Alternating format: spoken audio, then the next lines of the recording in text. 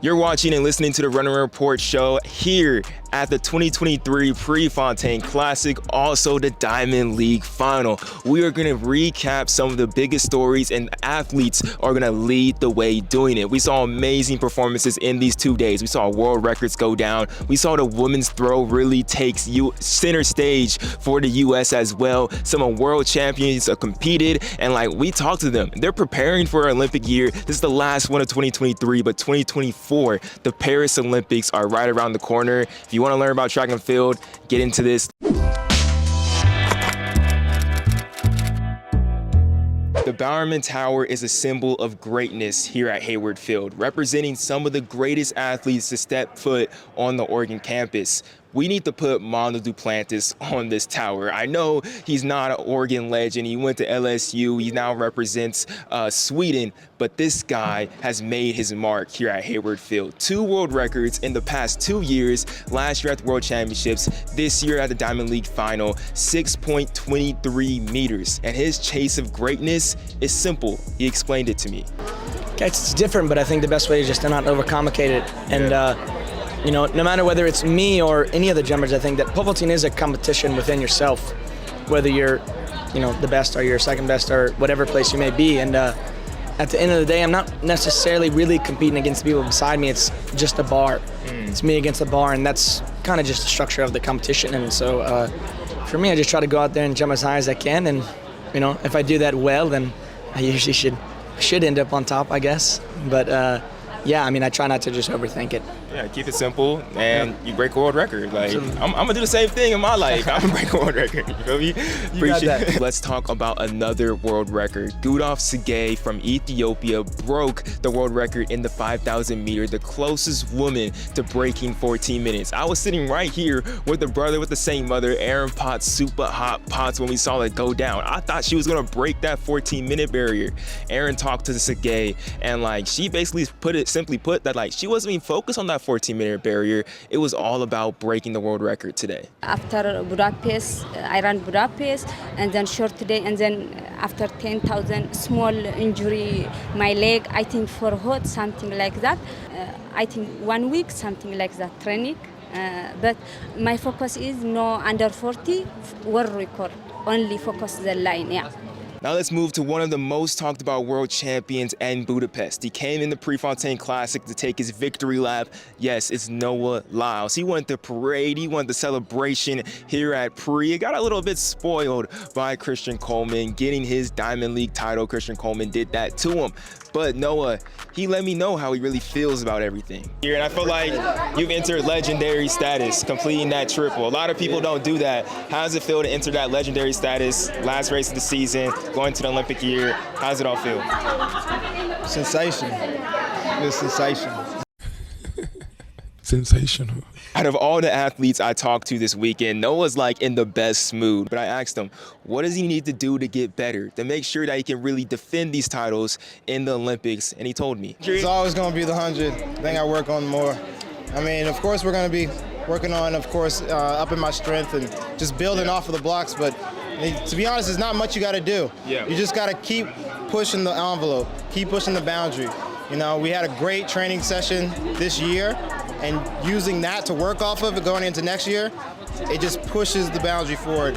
Noah Lyles left the season feeling sensational. Day 1 of Prefontaine Classic, the entire Hayward Field left sensational. Just after the Bowerman Mile, where Yared Nuguse and Jakob Ingerbristen had an epic battle all the way to the finish. We saw the 3rd fastest and the 4th fastest times ever in the mile, and Jakob said it his best himself to Yared, stick with me and you'll get American record. And that's exactly what happened for the young Yared Nuguse. And honestly, Jakob, and he said it himself, the dude's cocky. He loves the win, he loves the fanfare, he loves everything about it. But we also love seeing you after the race, going like that, or just the things you're doing in the race, pumping up the crowd too. What do your brothers think about you when you do that kind of stuff?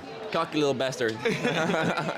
No, it's I really appreciate a lot of people, the crowd and the fans coming out to cheer for us, and usually just positives and people, wanting us the best. And I really appreciate it because it's a big part of the sport. If the stands were empty, it would have been a lot different. The crazy thing about the mile on top of this is that these people are young. From 6th place all the way to 1st, the guys were born between 2004 and 1999. That's really an insane stat for how fast they're running at this time. We're living in an epic moment right now, and especially with this battle between Yared Nuguse and Jakob Ingerbrigtsen. Yared was jumping out to the outside thinking he was gonna beat Jakob too. It's just amazing to see, and let's just hear a few of these guys talk from Yared, Cole, and Mario Garcia Romo. I'm super happy with my race in general. I feel like that was just a race where it was just like kind of me and one other person just really hammering it out and just seeing who is faster, and I feel like that's track in its rawest form. Coming away with an amazing time and an exciting race, and it was all just really good. I'll have one, it's okay. So yeah, it was just a really amazing race, and just, yeah, I'm just so amped still right now.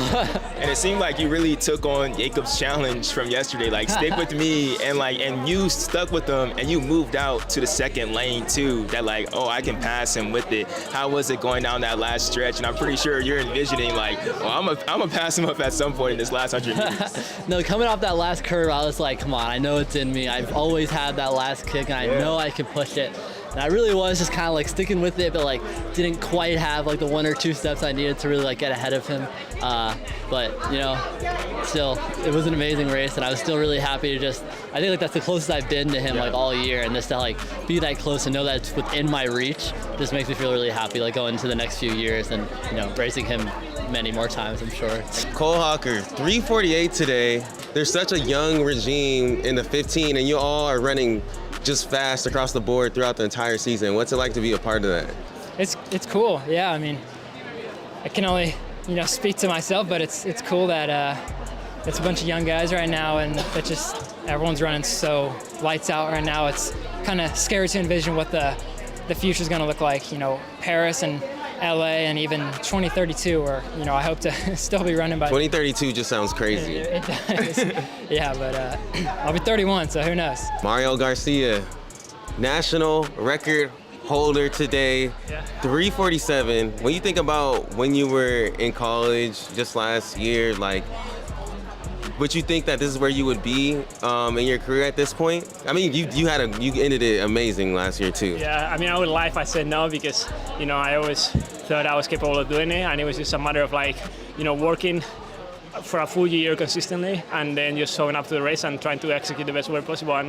And today I had that opportunity, so I was super happy with the 3:47. I think it's a great result to end the season, and also Spanish record, one of the oldest ones in Spain. So I'm super happy, and yeah, no better way to end the season. Next up, I want to talk about my favorite event on the track. And you guys already know if you listen to the running report, that is the 800 meters. First on the women's side, Athing Mu. Like, amazing stuff. Another national record for her, the fastest American in Diamond League history. Like, it's Ting Ting. You already know what she's going to do. I talked to her, though, not about the records, but really the fame, the stardom that she's really experiencing. It's a whole nother level right now. Athing, what's up? I feel like it's crazy. What's crazy? Like, we interviewed you like back in 2021 here at Prefontaine, like asking you like silly questions about Black Air Force Ones and everything, and like Justin Gatlin. Yeah. But like, it wasn't like, I feel like you didn't like break through as like a big star. Like, the media wasn't like everywhere, invasive all the time. But now it's like different, you know? Like, but like, you're still the same person. You're still the same Athing, but like, it's been different, hasn't it? I would say yes. I am still the same person. I don't think I'll ever end up changing. The only thing that would change is just within me. Like, yeah. I mean, just the past year, I feel like it kind of got a little overwhelming. But yeah, I mean, I'm back to myself, and I'm just back to being my joyful self, and just thankful for all these opportunities that I have, and just the fans supporting. But for sure, I mean, it's definitely been different. After Worlds, everything changed. So yeah, just different, but I appreciate it all. It's something I just have to grow and learn and, you know, adjust to. And that's exactly what I've been doing and what I'm still doing, because this will never end. Then on the men's side, we got to talk about Marco Arop. He went out there, got 2nd place on the Diamond League side, but we can't forget to mention that he is also the world champion. He's now a 142 runner on top of that, and 2nd in the Diamond League, right behind Emmanuel Wayani. This dude has had an amazing season in Marco Arop, and I can't wait to see the momentum that this brings him in to the Olympic year. He's really entered a stage where like everything is working and it's all going right. so many goals that you reached this year. How did this happen here in 2023? Man, it's just all hard work and dedication, and a great coach and training partners and support staff. I think all of that put together, you know, it was just bound to happen eventually, to come out on top at the Worlds and break a national record. I think I've been in shape to break the record for a couple of years now, and it's just nice to finally see it on paper. I can officially say I'm 142 guy. How does that kind of feel, knowing that like I'm a 142 guy, I can do all these things and go into one of the biggest meets next summer? Yeah, I think we're gonna be going in there with a lot of confidence. I know I'm in 142 shape this year, but next year I'm planning on being stronger, working extra hard this off season. I've got Nuguse here with me, one of the best training partners. We're gonna be in Paris, just ready to run fast and excel. So I'm excited, especially with the target on my back too. The 800 really does have my heart. I'm super excited to see what they do at the Olympics, but a new event well, not even a new event. I've been hyped on this for a very long time, and that is the women's throw. Discus, shot put, hammer throw. On the women's side, the U.S. is killing it. They're dominant. I got the world champion on the discus side, Lalonga Tsonga, and then Chase Ely, the shot put champion, to talk about how the energy is just different on the U.S. women throws this year. I'm campaigning that like the Olympics, they need to talk about y'all everywhere. How is it right now in women's throws for Americans? I mean, it's crazy all around. We were just talking about what made it now, and like 5th place was like 1982 by Maggie, and that's just insane. And just in 2019, I was winning Diamond Leagues with 1960 and 1950 meter throws, and so like to sit here and think like we're throwing 20s and high 19s, it's just insane for shot put. And then the hammer girls are all hitting the 80 meter club now, and it's just crazy. Like, I think throws in general is just like kind of getting out of this world, but women's throws is starting to like definitely find its place in this new era of track and field for sure. We were with Lalonga Tsonga out here. She won the world championships in the discus, went 1-2 with Valerie Allman. Y'all went 1-2 at Worlds too, right? Man, y'all really do that thing. We do that. But I want you to describe for me, what is it like right now, the energy in the U.S. women's throws? So, you know, the energy was already kind of crazy in the men's shot. And then you had Chase going crazy in the women's shot. And then Val was a lone soldier in the discus. And so just to be a part of that, it's crazy to see history be made and then be part of history. So it's exciting to know that like we're coming with some heavy hitters. Like, yeah, I got second today, but a USA girl got first, and that was Val. Yeah. And the same thing happened in Budapest. Like, we're out here. We are training at the best of our ability to be great, and I'm so excited to be in that era. As we're closing out the Running Report show, it's really important to note that like this is the last one of the 2023 season. We're going into an Olympic year next year. That's when all the eyes are on the Olympics, on track and field, and one of the premier events always, especially for the U.S., is that 400 meter. Who is our star on the men's side? It's Quincy Hall. He just got 3rd place at the World Championship. He showed up today here at the Prefontaine Classic, and he got 2nd place to the legend, Karani James. This guy is in the right mindset to be our leader and our star going in next year in that men's 400, and he's going to bring a contingent with him. We had Vernon Norwood, Bryce Dedman, and so many others competing with them. It's going to be an exciting time. You just had a really competitive race where you're leading the thing, 100 meters to go, but the veteran, Karani, comes up on you. How is it now that you're competing with these top level guys each time that you go out? Man, I hate what just happened. I was in front, I seen the trophy in my eyes, and then like I said, I just got real heavy. Like I said, maybe I went out too fast, or maybe like I said, I didn't have the correct preparation for that race, but I don't know. I did what I could out there. I ran hard, I ran through the line, and like I said, yeah, silver place was destined for me today. How is it to be like in the 400 event now? That's main event time if you're in the Olympic final in the 400. Like I said, everything's God will. I consider prayer to be practice, and I consider praise to be the meat. You pray, you quiet. You practice, you quiet.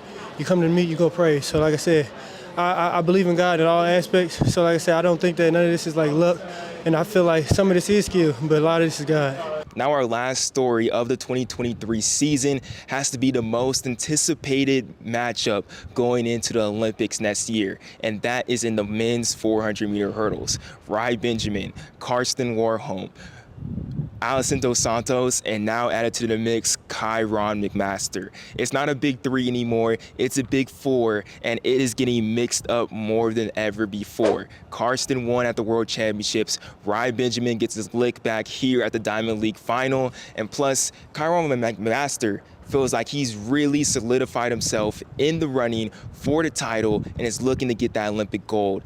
Rai Benjamin, closing out the season with a bang. Yes, sir. Yes, sir. You definitely a fan favorite out here too. Yeah. And like I said, like everyone wanted to see you beat Carson. Yeah. I'm gonna be straight up with it. Yeah. But how does it feel for you to end the season like this? It feels great. I mean, like dropping the bucket. I think what really matters is performing at major championships, and I haven't really done that. I mean, today was great and all, but I think the fact of the matter is for me, like I need to do that when it actually matters. But going out with 46.3, you're not too far off from your PR. Yeah. What does that give you just going into the off season? Any like confidence in that, or is it just like whatever? I'm always a confident person. Like it's whatever. Like I knew what I can run this year, and like that was nowhere close to the numbers that like we've been seeing. But I mean, it does give you the confidence to know that I can perform no matter who's in the race. And everyone was in the race today. So it's just one of those things where dropping the bucket, man, just keep working next year and just facilitating that mindset next year and just getting back at it and really performing when it matters. I think that's going to be the big thing for me next year, is just performing when it matters. But Kyron, going into this, the Diamond League is a really great season. Overall, second place at Worlds and what you did there. Can we just rewind a second? And the crazy thing about that is that you've been a proponent through that entire time, as this event has gotten tougher and tougher, but people I feel like haven't given you like that recognition. Like when Outer Samba and all of them were going at it back in 2017, like you're number 2, number 1 in the world and everything like that. How does it feel to like now you're really a part of that conversation, like you solidified that, and going forward into the Olympics, they're gonna be talking about it ain't a big 3, it's a big 4, indefinitely. Well, you know, I'm happy that I could be a part of that conversation, and you're definitely right. I've been there in the mix, but if we have to be honest, to solidify to be in the conversation, I had to get that medal. Yeah. Running fast at one meet wasn't good enough. Winning Commonwealth wasn't good enough. Being the fastest in my region wasn't good enough. I had to get a medal to be a part of the conversation. The men's 400-meter hurdles started the pre-classic, but they're closing out the Running Report show here at the end of our 2023 track season. It truly has been a special one. We're looking forward now to cross country coming up very soon, so stay tuned to the Running Report on YouTube or the Two Black Runners podcast. I want to give a special shout out to Anderson Emerald. He inspired us to do it like this, just going around Hayward Field and talking to you guys to recap the Running Report show. Check out the final leg, but we'll see y'all soon. Two Black Runners, Running Report, you know where to find us.